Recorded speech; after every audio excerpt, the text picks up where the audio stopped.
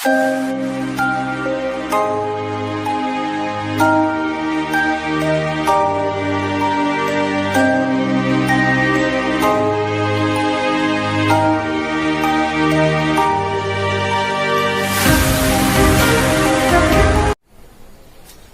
बच्चों, पिछली कक्षा में हमने कक्षा 12 के भौतिक विज्ञान विषय में पाठ 2 में गाउस के नियम का अध्ययन किया था कि गाउस का नियम क्या है, यह हमारे लिए विद्युत क्षेत्र की तीव्रता के निकालने के लिए किस प्रकार से उपयोगी है, और साथ में हमने इसकी एक एप्लीकेशन की थी, बिंदु आवेश के कारण विद्युत क्षेत्र की तीव्रता का व्यंजक व्युत्पन्न करना।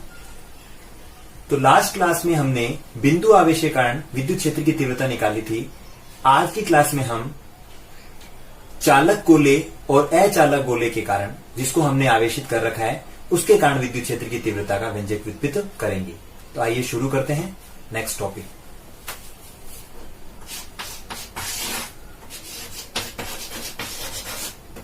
चालक गोले जो कि आवेशित है, ठीक है ना। आवेशित चालक गोले अथवा गोलीय कोश, गोलीय कोश, इसके कारण हमें क्या निकालना है? विद्युत क्षेत्र की तीव्रता, विद्युत क्षेत्र की तीव्रता ज्ञात करनी। आज का हमारा जो उद्देश्य है वो ये है कि आपके पास एक स्फीयर होगा, गोला होगा, उस गोले को आप आवेशित करेंगे। सबसे पहले कंडीशन है कि वो गोला कोश होना चाहिए। कोश का मतलब होता है खोखला। एक गोला है और वो अंदर से पूरा का पूरा खोखला है, तो जब आप उसे आवेशित करेंगे तो आवेश उसकी केवल किस पर रहेगा? पृष्ठ पर वितरित होगा। तो जब भी आवेश पृष्ठ पर वितरित होता है तो वहां पर कॉन्सेप्ट किसका आता है? सिग्मा का, क्योंकि सिग्मा होता है पृष्ठीय आवेश घनत्व। तो गोलीय कोश के अंदर हमें सिग्मा का कॉन्सेप्ट लेना है। उसी प्रकार हमारे पास गोला कौन सा है? चालक गोला है। तो जब भी क्या करते हैं, आपके पास एक गोला है और वो खोखला है और वो चालक है, तो जब आप उसे आवेशित करेंगे तो आवेश उसकी कहां पर रहेगा? सारा का सारा उसकी पृष्ठ पर वितरित हो जाएगा, क्योंकि अंदर तो क्या है? एयर है, हवा है, तो हवा में आवेश नहीं रहेगा। तो चालक गोला हो या गोलीय कोश हो, खोखला होना चाहिए, तो आवेश उसकी केवल कहां रहेगा? पृष्ठ पर वितरित होएगा, और पृष्ठीय आवेश घनत्व के अंदर किसका कॉन्सेप्ट आएगा? सिग्मा का। लेकिन यहां पे महत्वपूर्ण बात यह है कि यदि आपके पास चालक गोला है और वो पूर्ण रूप से ठोस है, इसका मतलब अंदर भी पूरा का पूरा उसके अंदर मेटल या मटेरियल भरा हुआ है, तो उसमें क्या होगा? उस कंडीशन में भी क्या होगा कि जब आपका गोला चालक है, चाहे वह खोखला है चाहे वह ठोस है, तो चालक गोला ठोस होने पर भी जब आप उसको आवेशित करेंगे तो आवेश उसकी केवल कहां रहेगा? पृष्ठ पर रहेगा। इसका जो कारण है वो हम नेक्स्ट टॉपिक के अंदर कंसल्ट करेंगे कि क्या कारण है। इसके पीछे कॉन्सेप्ट होता है कि चालक गोला ठोस होने के बावजूद भी आवेश उसके अंदर आयतन में नहीं जाएगा, केवल कहां रहेगा? पृष्ठ पर रहेगा। ठीक है, तो एक बार फिर से हम गौर कर लेते हैं कि आपके पास खोखला गोला हो, अंदर से पूरा खोखला है, होलो है, अब वो चाहे चालक है चाहे कुचालक है, आवेश उसकी कहां रहेगा? पृष्ठ पर रहेगा। अब यदि आपके पास गोला है और वो ठोस है और वो चालक है, तो भी आवेश उसकी कहां रहेगा? पृष्ठ पर रहेगा। ठीक है, तो बेसिकली यहां पर 3 टॉपिक्स हो गए हैं: चालक ठोस गोला, खोखला, चालक ठोस गोला, चालक खोखला गोला और अचालक खोखला गोला। तीनों कंडीशंस के अंदर डेरिवेशंस क्या चलेगा? सेम चलेगा। अब आइए इसको शुरू करते हैं। तो मान लेते हैं आपके पास एक गोला है, अभी ये मान लेते हैं खोखला है, ठीक है, और इसकी रेडियस कितनी है? आर है, स्मॉल आर। ठीक है, ये कैपिटल आर ले लेते हैं। कैपिटल आर रेडियस का एक आपके पास गोला है, ठीक है। अब जब आप उसको आवेशित करेंगे तो आवेश केवल उसकी पृष्ठ पर वितरित होगा इस प्रकार से। मान लेते हैं इसका टोटल आवेश कितना है? Q, और इसका पृष्ठ आवेश घनत्व कितना है? सिग्मा। यहां पर लिख देते हैं सिग्मा। तो आपको पता है गाउस के नियम से विद्युत क्षेत्र की तीव्रता ज्ञात करनी है हमें, तो सबसे पहले हम क्या बनाएंगे? गाउसियन पृष्ठ बनाएंगे।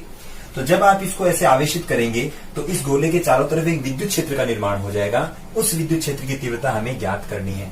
तो सबसे पहले हम क्या करेंगे? इस कंडीशन के लिए 3 जगह पर विद्युत क्षेत्र की तीव्रता निकालेंगे। एक बार तो गोले के बाहर निकालेंगे, एक बार गोले के पृष्ठ पर निकालेंगे और एक बार कहां निकालेंगे, गोले के भीतर। हमारे पास जो प्रेक्षण बिंदु होंगे जहां पर हमें विद्युत क्षेत्र की तीव्रता ज्ञात करनी है, क्योंकि गोला आवेशित हो चुका है, आवेश उसकी पृष्ठ पर वितरित हो चुका है, तो 100% यहां पर विद्युत क्षेत्र होगा। जैसे जैसे दूरी बढ़ेगी विद्युत क्षेत्र की तीव्रता का मान क्या होता जाएगा, कम, और अनंत पर जाके वो क्या हो जाएगा, शून्य हो जाएगा। तो सबसे पहले हम क्या करते हैं, 3 प्रेक्षण बिंदु बनाते हैं। ठीक है, सबसे पहले एक प्रेक्षण बिंदु बनाते हैं गोले के बाहर, एक प्रेक्षण बिंदु बनाते हैं गोले की पृष्ठ पर, और एक प्रेक्षण बिंदु बताते हैं गोले के भीतर। तो यहां पर हम क्या करते हैं, इस स्मॉल आर त्रिज्या का क्या करते हैं, एक गाउसियन पृष्ठ बना लेते हैं। आपको पता है जो हमारा गोलीय कंडीशन थी, तो उसके अंदर यहां मैं टॉपिक को लगा देता हूं, टॉपिक आप नोट कर लीजिए ताकि डायग्राम अच्छा बन जाए। गाउसियन पृष्ठ क्या होगी, गोलाकार होगी इस प्रकार से। ठीक है, तो जब आपका प्रेक्षण बिंदु बाहर है, गोले के कहां है, बाहर है, तो यहां पर बना लेते हैं प्रेक्षण बिंदु P। जब आपका प्रेक्षण बिंदु यहां पर है तब हमारी रेडियस कितनी होगी, कैपिटल R होगी। यहां पर अपन ने कितनी है लिए, स्मॉल r। ठीक है, तो ये हमें गाउसियन पृष्ठ बना ली एक पृष्ठ के ऊपर, ये तो इसके ऊपर ही कवर अप होगी। और जब प्रेक्षण बिंदु अंदर है, भीतर है, तब भी हम क्या करेंगे, एक गाउसियन पृष्ठ हम बना लेंगे इस प्रकार से अंदर की तरफ। ठीक है, यहां से हम R हटा देते हैं और यहां लिख देते हैं कैपिटल R। तो हमारे पास 3 गाउसियन पृष्ठ होगी, एक गोले के बाहर, एक गोले के भीतर और एक गोले के पृष्ठ पर। इसको नाम दे देता हूं मैं R'। कैपिटल R गोले की त्रिज्या है, R बाहरी गाउसियन पृष्ठ की त्रिज्या है, और R' किसकी त्रिज्या है, अंदर वाली जो गाउसियन पृष्ठ है उसकी हमारे पास क्या है, त्रिज्या है। अब आपको पता है गाउस के नियम से हमें जब गाउसियन पृष्ठ बना चुके हैं तो सबसे पहले हमें क्या लेना पड़ेगा, एक छोटा सा अल्पांश लेना पड़ेगा। मैं यहां पर छोटा सा अल्पांश ले लेता हूं। हमें केवल इस अल्पांश से केवल फ्लक्स का मान निकालना है। तो इस कंडीशन में आपको पता है यदि यहां पर आपका गोला है तो यहां से विद्युत बल रेखा निकलेगी, तो इस यहां से जो इलेक्ट्रिक फील्ड है उसकी डायरेक्शन ये होगी। और आपको पता है एरिया वेक्टर होता है, मान लेते हैं ये ds क्षेत्रफल है। इतनी बड़ी गाउसियन पृष्ठ में से केवल हम यहां पर एक इसको मान रहे हैं, एक अल्पांश क्षेत्रफल है। यहां पर जो एरिया वेक्टर है वो हमेशा क्या होता है, पृष्ठ के लंबवत होता है, n कैप पृष्ठ के लंबवत, और इलेक्ट्रिक फील्ड भी क्या होता है, गाउसियन पृष्ठ के लंबवत होता है। इसका मतलब इलेक्ट्रिक फील्ड और एरिया वेक्टर दोनों एक दूसरे के क्या हो गए, समांतर हो गए। यहां पर मैं लिख देता हूं इलेक्ट्रिक फील्ड समांतर है किसके, n कैप के, क्योंकि दोनों एक ही दिशा में, थीटा बराबर 0 डिग्री होगा। तो सबसे पहले हम क्या करेंगे, पहला नंबर कंडीशन डाल देते हैं, गोले के बाहर विद्युत क्षेत्र, गोले के बाहर इलेक्ट्रिक फील्ड, विद्युत क्षेत्र निकालना, फर्स्ट कंडीशन।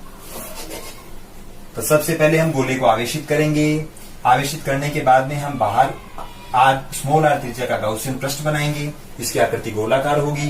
यहां पर सबसे पहले हम क्या करेंगे, एक अल्पांश की कल्पना करेंगे, और इस अल्पांश के अंदर हम देखेंगे कि इलेक्ट्रिक फील्ड और एरिया वेक्टर दोनों एक दूसरे के समांतर है। That is theta is equal to कितना आएगा, 0 डिग्री। थीटा कितना आएगा, 0 डिग्री आएगा। तो गोले के बाहर विद्युत क्षेत्र की तीव्रता निकालनी, तो आपको पता है कि सबसे पहले हम यहां पर क्या लगाएंगे, गाउस का नियम लगाएंगे। गाउस का नियम, तो गाउस का नियम क्या बोलता है, गाउस का नियम ये बोलता है कि जो फ्लक्स का फॉर्मूला है फाई, जो डी फाई है, इसमें से निकलने वाला जो फ्लक्स है उसका जो मान होगा वो कितना होगा, समेशन क्यू अपॉन एप्सिलॉन 0 ये होगा। अब आपको पता है कि इस गाउसियन पृष्ठ के अंदर टोटल कितना आवेश है, टोटल कितना आवेश है, कैपिटल क्यू।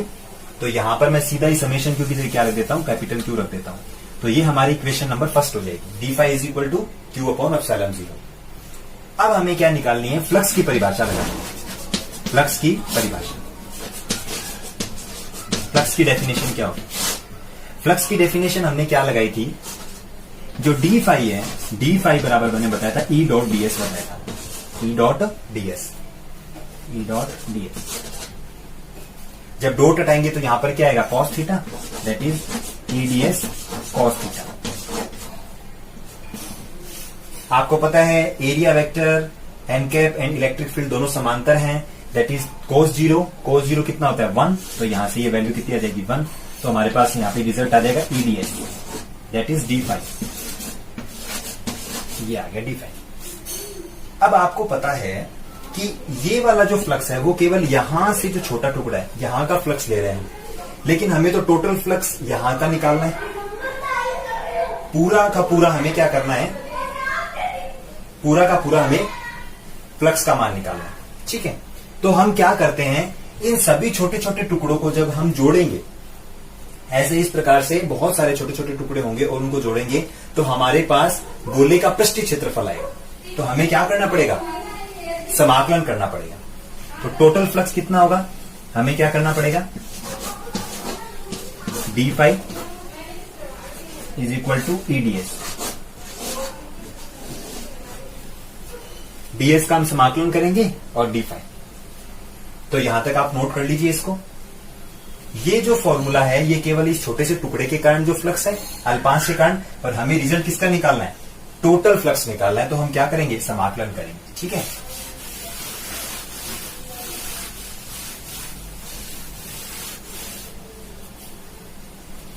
तो d5 का समाकलन कितना हो जाएगा 5e, और आपको पता है गोले का पृष्ठीय क्षेत्रफल कितना होता है, गोले का पृष्ठीय क्षेत्रफल होता है 4πr², दैट इज 4πr²। तो आपके पास एक तो फ्लक्स का फॉर्मूला ये आ गया और एक गाउस के नियम से आएगा, दैट इज Q/ε0। जब इन दोनों की कंपैरिजन करेंगे तो हमारे पास क्या होगा, तो हमारे पास एक तो आ गया a इंटू 4πr² और एक हमने पहले निकाल लिया था, क्या निकाला था, Q/ε0। जब हम यहां से फॉर्मूला सॉल्व करेंगे, डेरिवेशन को सॉल्व करेंगे, तब हमारे पास इलेक्ट्रिक फील्ड की वैल्यू कितनी आएगी, 1/4πε0 Q/r², और इसकी वैल्यू कितनी होती है k, दैट इज KQ/r²।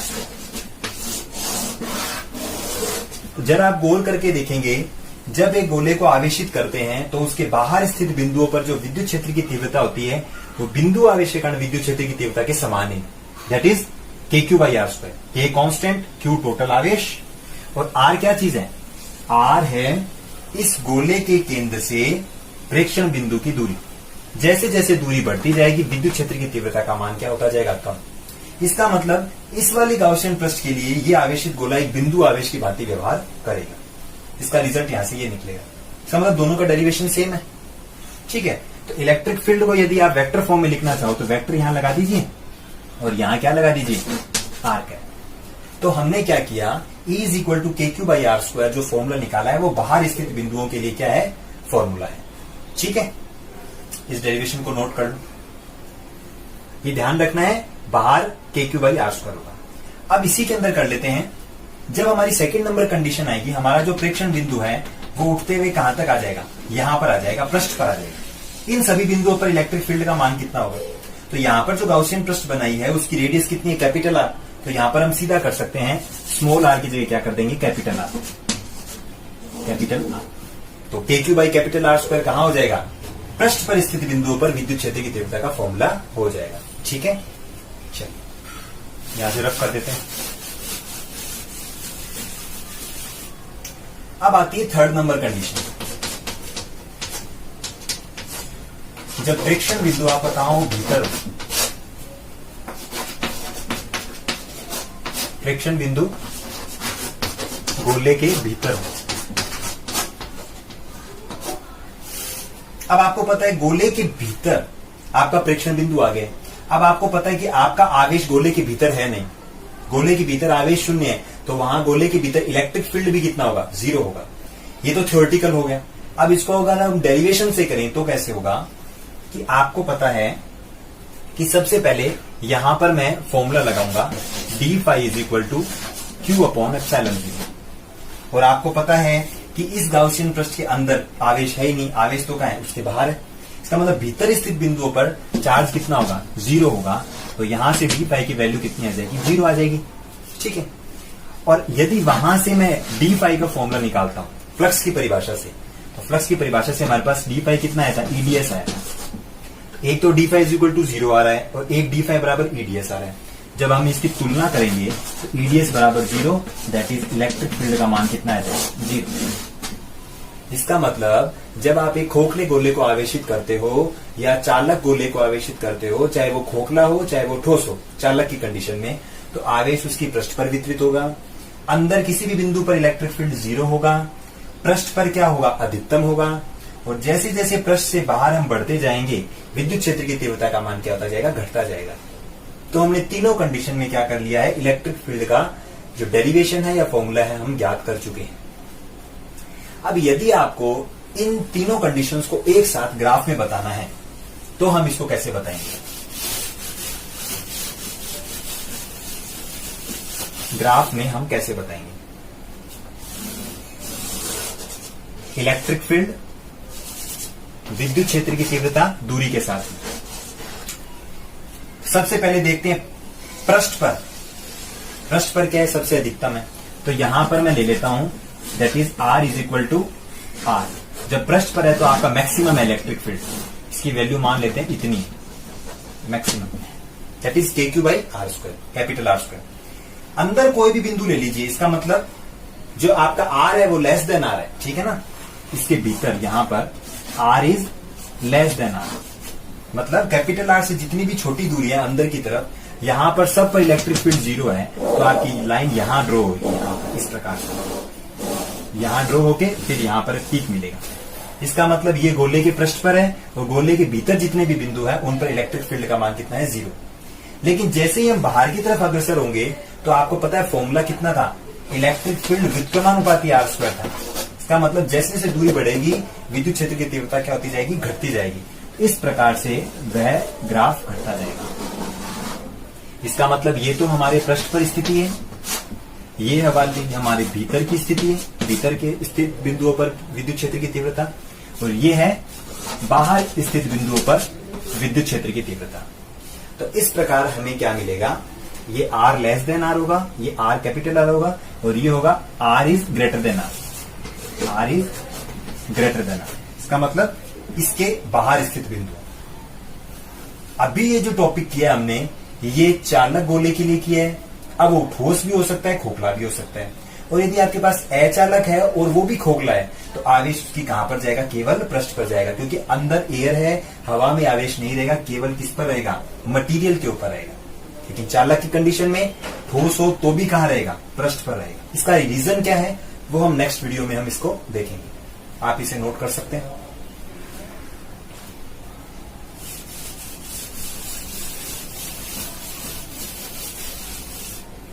यदि आप चाहें इस फॉर्मूले को सिग्मा की फॉर्म में लिखना तो भी लिख सकते हैं। आपको पता है E इज इक्वल टू कितना होता है, KQ बाई R स्क्वायर होता है, ठीक है। तो आपको पता है पृष्ठ आवेश घनत्व कितना होता है, सिग्मा इक्वल टू मैंने बताया था, sigma is equal to Q upon area. मतलब S लिख लेते हैं, A लिख लेते हैं, A लिख लेते हैं, ऐसे करते हैं।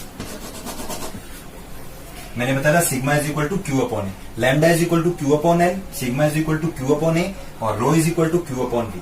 तो यहां से क्यू की वैल्यू कितनी आएगी, क्यू की वैल्यू आएगी सिग्मा इंटू ए, सिग्मा इंटू ए। अब ये क्यू की वैल्यू यहां रख दीजिए तो कितना आएगा, सिग्मा इंटू एरिया। और आपको पता है गोले का पृष्ठीय क्षेत्रफल कितना होता है, गोले का पृष्ठीय क्षेत्रफल होता है 4 pi capital R square, not small r square, capital R square, ठीक है। तो यहां से आप क्या कर सकते हैं, इलेक्ट्रिक फील्ड का फॉर्मूला सिग्मा की फॉर्म में भी निकाल सकते हैं, तीनों अलग अलग कंडीशन में, ठीक है। आप इसको भी नोट कर सकते हैं। अभी हमने कौन सा गोला लिया है, केवल चालक गोला लिया। अगले नेक्स्ट वीडियो में हम क्या करेंगे, अभी ठोस गोला लेंगे और उसे आवेशित करेंगे। हमारा आज का नेक्स्ट टॉपिक है, यह है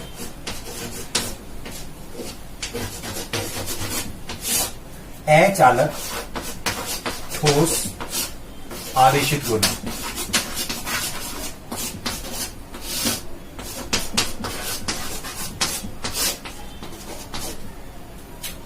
आपके पास एक स्फेयर है, गोला है, और कंडीशन क्या है, वो अचालक है और ऊपर से क्या है, ठोस है। गोला है, चार्ज किया हुआ है, लेकिन कैसा है, ठोस है, और क्या है, अचालक, क्योंकि चालक वाला हमने पहले ही कर लिया, ठीक है। आपके पास एक गोला है, स्फीयर है, उसकी रेडियस कितनी है, कैपिटल आर, उसकी रेडियस है कैपिटल आर। जब आप इसे आवेशित करेंगे तो आवेश पृष्ठ पर तो जाएगा ही, साथ में उसके संपूर्ण आयतन में एक समान रूप से वो वितरित हो जाएगा, इस प्रकार से। तो हमने टोटल आवेश कितना दिया इसको, Q दिया। तो आपको पता है जब पूरे के पूरे आयतन में आवेश का वितरण होता है तो यहां पर कॉन्सेप्ट आता है रो का, इसका कॉन्सेप्ट आता है रो का। तो यहां पर मैं लिखता हूं इसका आयतन आवेश घनत्व कितना है रो, और टोटल आवेश कितना है Q। अब आपको क्या करना है, सेम उसी कंडीशन की तरह, एकदम सेम टू सेम है, उसी कंडीशन की तरह केंद्र से स्मॉल r दूरी पर बाहर स्थित बिंदुओं पर क्या करना है, विद्युत क्षेत्र की तीव्रता निकालना है। ठीक है, इसको यहां तक बना देते हैं।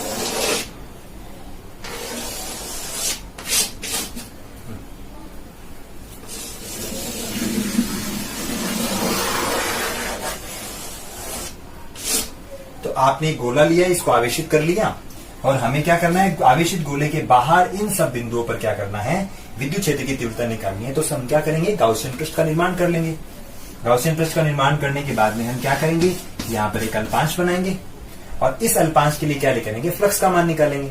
और यहाँ पे पता है इस अल्पांश का जो एरिया वेक्टर है एन कैप और जो इलेक्ट्रिक फील्ड है ई, उनके बीच में जो एंगल कितना होगा, थीटा बराबर 0 डिग्री। जो हमने पहले वाला टॉपिक किया था एकदम सेम टू सेम चलेगा इसके अंदर। तो जब आपका प्रेक्षण बिंदु गोले के बाहर स्थित है तो हम क्या करेंगे, बाहर एक गाउसियन पृष्ठ बना लेंगे। अगर पृष्ठ पर आपको इलेक्ट्रिक फील्ड की तीव्रता निकालनी है तो पृष्ठ पर क्या कर लेंगे, गाउसियन पृष्ठ बना लेंगे। इसी प्रकार आपको भीतर स्थित बिंदुओं पर क्या करना है, गाउसियन पृष्ठ बनाना है, इलेक्ट्रिक फील्ड निकालना है। तो अंदर की तरफ ये गाउसियन पृष्ठ इस प्रकार से बना लेंगे। थोड़ा सा इसको डार्क कर देते हैं। तो बाहर स्थित बिंदुओं पर तो डेरिवेशन सेम चलेगा, रिजल्ट कितना आएगा, KQ/R² ही आएगा। आप घर पे सॉल्व करके देखना, KQ/R²। इस वाली गाउसियन पृष्ठ की जो रेडियस है वो स्मॉल आर, बाहर स्थित बिंदुओं पर सब पर क्या आएगा, KQ/R²। ये गाउसियन पृष्ठ कितनी भी बड़ी और कितनी भी छोटी हो सकती है, लेकिन आकृति कैसी रहेगी, गोलाकार ही रहेगी, ये मैंने आपको बताया था। और जब ये प्रेक्षण बिंदु पृष्ठ पर आ जाएगा तो यहां पर कितना आएगा, KQ/R²। तो ये दोनों तो सेम चलेगा। लेकिन पिछली वाली कंडीशन में अंदर आवेश नहीं था क्योंकि वो खोखला था या चालक था, तो उसके अंदर इलेक्ट्रिक फील्ड 0 आया। लेकिन यहां पर तो कौन सा गोला है, ठोस गोला है, वो भी कौन सा है, अचालक है। अचालक ठोस गोला है तो आवेश अंदर है, प्रेजेंट है, इसका मतलब इलेक्ट्रिक फील्ड 100% 0 तो नहीं होगा, उसका कुछ ना कुछ क्या आएगा, मान आएगा। तो हमें क्या करना है, अभी घर पे आप क्या करेंगे, होमवर्क के तौर पर बाहर और पृष्ठ पर फिर से उसको डिराइव करेंगे, सेम रिजल्ट आएगा। लेकिन अंदर जो आपका प्रेक्षण बिंदु है वहां पर कितनी इलेक्ट्रिक फील्ड का फॉर्मूला आएगा, ये मैं आपको याद करके बताऊंगा, इसका व्यंजक। ठीक है, तो यहां पर हम क्या कर रहे हैं, अभी भीतर स्थित बिंदुओं पर क्या कर रहे हैं, इलेक्ट्रिक फील्ड का फॉर्मूला निकाल रहे हैं। टॉपिक का नाम मैं रख कर रहा हूं यहां से। चलिए शुरू करते हैं। तो सबसे पहले हम क्या बनाएंगे, यहां पर एक छोटा सा अल्पांश बना लेंगे। ठीक है, और आपको पता है इस अल्पांश के लिए फ्लक्स कितना होगा, d∅ होगा। इस अल्पांश के कारण फ्लक्स d∅ होगा, और इसके ऊपर जो इलेक्ट्रिक फील्ड है और जो एरिया वेक्टर है वो दोनों क्या होंगे, एक दूसरे के समांतर होंगे। वो तो हमेशा कंडीशन रहेगी। गाउसियन इलेक्ट्रिक फील्ड आपकी गाउसियन पृष्ठ की क्या होगा, लंबवत होगा। ठीक है, इलेक्ट्रिक फील्ड और एरिया वेक्टर दोनों एक दूसरे के समांतर होंगे, तो इससे क्या होगा, थीटा कितना आएगा, 0 डिग्री आएगा। तो ये तो हमने रिजल्ट इससे निकाल लिया। ठीक है, या तो ब्रैकेट क्लोज कर देते हैं। तो सबसे पहले हम इस छोटे से अल्पांश के कारण इलेक्ट्रिक फ्लक्स का फॉर्मूला निकालेंगे, और फिर क्या कर देंगे, इस पूरे छोटे छोटे टुकड़ों को जोड़ेंगे तो हमारे पास फिर से क्या बन जाएगी, भीतर की तरफ एक गोलीय गाउसियन पृष्ठ बन जाएगी। उसका भी आपको पता है पृष्ठीय क्षेत्रफल कितना होगा, 4πr²। ठीक है, अब शुरू करते हैं डेरिवेशन। आपको पता है कि गाउस का नियम क्या बोलता है, पहले फ्लक्स की परिभाषा लगा देते हैं, विद्युत फ्लक्स की परिभाषा से। विद्युत फ्लक्स की परिभाषा क्या होती है, जो d∅ है, विद्युत फ्लक्स की परिभाषा क्या होती है, जो d∅ है वो कितना होता है, E.ds होता है। और आपको पता है जब डॉट हटाएंगे तो क्या आएगा, cos theta, that is EDS cos theta. आपको पता है थीटा 0 है तो cos 0 कितना हो जाएगा, 1। और यहाँ थीटा किस किस के मध्य कोण है, इलेक्ट्रिक फील्ड और एरिया वेक्टर के मध्य कोण है। तो आपको पता है ये दोनों क्या होंगे, एक ही डायरेक्शन में होंगे। ये मैं आपको पिछली कंडीशन में बता चुका हूं। तो यहां से डी पाई की वैल्यू कितनी आएगी, ईडीएस। तो ये जो फ्लक्स आया है ये केवल इस छोटे से टुकड़े के कारण है। जब हम पूरे गोलीय पृष्ठ के कारण फ्लक्स निकालेंगे तो हम इसका क्या कर देंगे, समाकलन कर देंगे, दैट इज ई समाकलन डीएस। और आपको पता है इन छोटे छोटे टुकड़े को जोड़ेंगे तो गोले का क्या बनेगा, पृष्ठीय क्षेत्रफल। तो गोले का पृष्ठीय क्षेत्रफल कितना होता है, 4πr²। इस अंदर वाली जो गाउसियन पृष्ठ है उसकी त्रिज्या मैंने स्मॉल आर ली, ठीक है, ए इंटू 4πr² और डी फाई का समाकलन कितना हो जाएगा 5। ये हमारे पास इक्वेशन नंबर कितनी आ गई, फर्स्ट। तो ये तो सेम है जैसे पहले था। अब हम क्या करेंगे, गाउस का नियम लगा रहे हैं। गाउस का नियम क्या बोलता है, ठीक है, यहां लगा लेते हैं गाउस का नियम।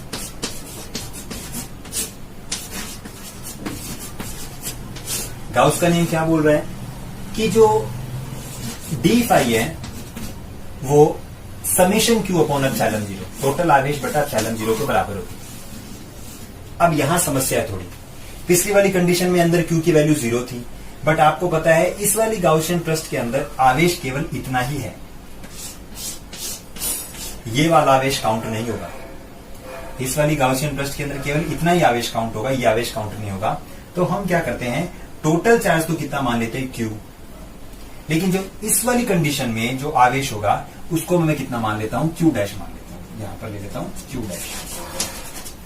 तो इसका मतलब इससे तो कम ही होगा, क्यू की वैल्यू क्या होगी, ज्यादा होगी, क्यू डैश की वैल्यू क्या होगी, कम होगी, क्योंकि हमारा जो आयतन है वो थोड़ा क्या हो चुका है, कम हो चुका है। तो यहां पर आवेश कितना आएगा, क्यू डैश आएगा, यहां पर मैं लगा देता हूं डैश। अब हमारा उद्देश्य केवल इतना रहेगा, हमें क्यू डैश की वैल्यू निकालनी है। अब क्यू डैश की वैल्यू कैसे निकलेगी, आपको पता है रो इज इक्वल टू कितना होता है, क्यू अपॉन वी। तो यहां से क्यू की वैल्यू कितनी आ जाएगी, रो वी, कितनी आ जाएगी, रो इंटू वी।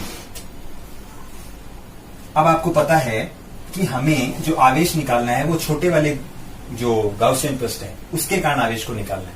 तो आपको पता है उसके ऊपर आवेश कितना है, क्यू डैश। अंदर वाला जो गाउसियन पृष्ठ है गोलाकार, उसका जो आयतन कितना होगा, वी डैश, क्योंकि इसका आयतन वी लिया है, इसका आयतन कितना लिया है, पूरा आयतन वी लिया है, तो छोटे वाले का हम वी डैश मान लेते हैं।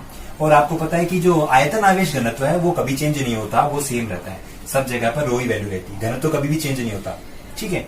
तो हमारे पास क्यू डैश का मान कितना है, रो वी डैश, ठीक है। चलिए यहां पर लिख लेते हैं Q dash is equal to rho V dash.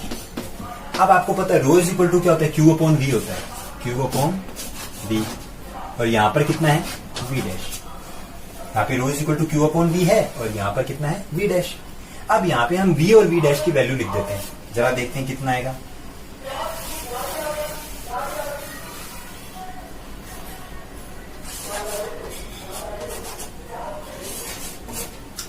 We पूरे गोले का आयतन कितना है, 4/3 पाई कैपिटल आर क्यूब, आयतन का फॉर्मूला। और छोटे वाले गोले का आयतन कितना है, 4/3 पाई स्मॉल आर क्यूब। 4/3 से 4/3 पाई से पाई, तो कितना बचेगा, Q R cube upon capital R cube. ये मैं यहां पर लिख लेता हूं, क्यू डैश की वैल्यू कितनी है, Q R cube upon capital R cube. इसको हाईलाइट कर देते हैं, ये यहां से रफ कर देते हैं, घर पे ट्राई कीजिएगा। अब हमको लगता है कि ये डायग्राम भी किसी काम का नहीं है, डायग्राम हटा देते हैं। तो यहां पर जब मैं वैल्यू रखूंगा डी फाई, तो डी फाई की जगह रखूंगा क्यू डैश, क्यू डैश की जगह क्या आएगा, Q R cube upon capital R cube, और डिवाइडेड बाय क्या हो जाएगा, एप्सिलॉन। ये डी फाई की वैल्यू है, और एक डी फाई की वैल्यू यहां से आएगी, फाई की वैल्यू, सॉरी, यहां से 5d5 जो भी है उसकी वैल्यू कितनी आएगी, ई इंटू 4πr²। अब ये इन दोनों की तुलना करेंगे, एक फ्लक्स का फॉर्मूला यहां से आ गया और एक फ्लक्स का फॉर्मूला यहां से आ गया। ये इक्वेशन नंबर फर्स्ट है और ये इक्वेशन नंबर कितनी है, 2, ठीक है। यहां से रफ कर देते हैं,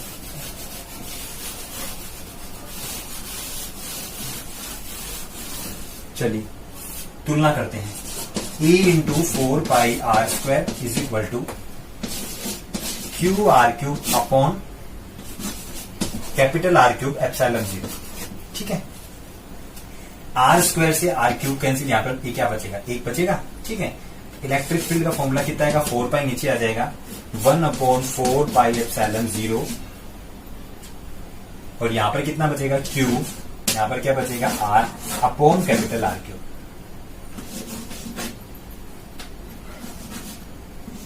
ये हमारे पास रिजल्ट आ गया।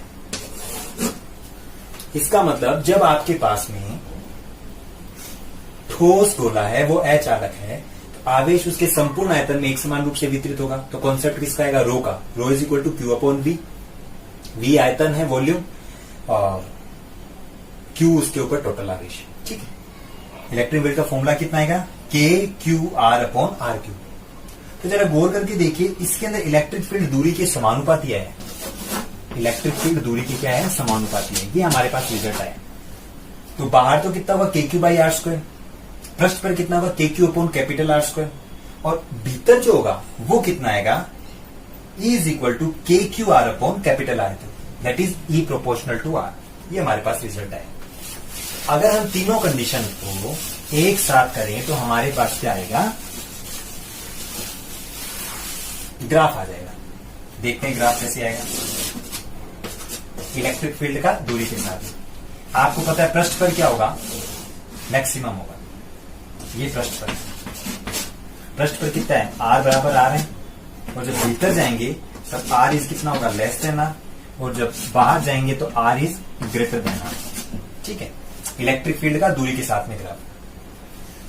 तो आपको पता है भीतर की तरफ इलेक्ट्रिक फील्ड दूरी के क्या रहे, समानुपाती आ रहा R के। तो जैसे जैसे पृष्ठ की ओर बढ़ेंगे समानुपाती ग्राफ आ जाएगा इस प्रकार से। पृष्ठ पर अधिकतम होगा, और बाहर आपको पता है इलेक्ट्रिक फील्ड की डिपेंडेंस कितनी थी, 1/R² के हिसाब से। ठीक है, जैसे जैसे दूरी बढ़ती जाएगी इलेक्ट्रिक फील्ड का मान इस प्रकार से घटता जाएगा। तो ये तो हो जाएगा पृष्ठ पर, ये हो जाएगा भीतर, और ये क्या हो जाएगा, बाहर। तो दोनों टॉपिक्स में सिमिलरिटी है, केवल अंतर कहां पर आ रहा है, जब आप अंदर की कंडीशन में ले रहे हैं। क्योंकि चालक गोला होगा या खोखला गोला होगा, उस कंडीशन में अंदर आवेश नहीं होगा तो इलेक्ट्रिक फील्ड 0 होगा। और जब आपके पास ठोस गोला होगा और वो अचालक है, तो अंदर आवेश उपस्थित होने के कारण वहां पर इलेक्ट्रिक फील्ड 0 ना होके हमारे पास कितना मिला था, KQR अपॉन कैपिटल R³। आपको सभी फॉर्मूले टिप्स पर होनी चाहिए। तो आज आपका होमवर्क है कि इस कंडीशन के लिए, अचालक की कंडीशन के लिए बाहर और पृष्ठ पर आपको इलेक्ट्रिक फील्ड का फॉर्मूला निकालना है, और सारे डेरिवेशन आपको क्रम से करना ही है। और नेक्स्ट वीडियो में हम क्या करेंगे, आगे के जो टॉपिक्स है उन पे चर्चा करेंगे।